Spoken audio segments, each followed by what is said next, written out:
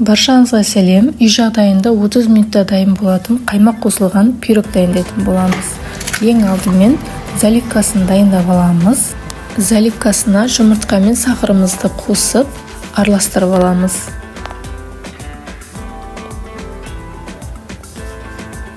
Сахар еру шарт емес, біркелкі етіп араластырылса болғаны.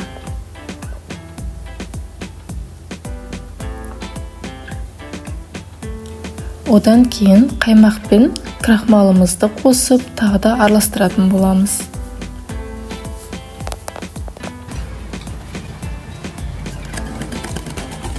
Бұл жерде де біркелкі араластырылса болғаны, қатты араластырудың қажеті жоқ.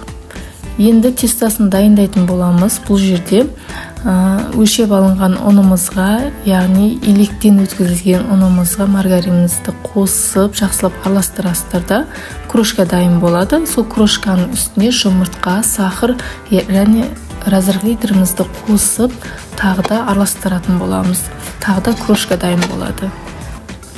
Дайындап алған формамызға сол крошкамыздың сүйегі осылай формаға жабыстырып, өзінің формасын шығаратын боламыз. Аз ғана крошка алып қаласыздар, яғни бетіне себу үшін.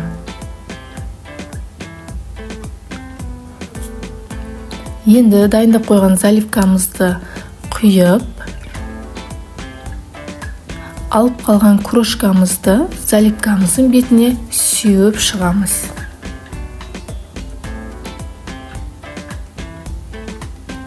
Алдын ала духовкаңызды қыздырып қойыңыздар. 10-15 минут бұрын 180-190 градуста 30 минутта пісіріп аласыздар. Әр түрлі пеш болады, сол үшін беті қызарғанша ұстағандарыңыз дұрыс. Іші таза, дәмді болып піседі. Егер видео ұнаған болса, лайк басып, өз пікіріңізді қалдыра кетіңіз.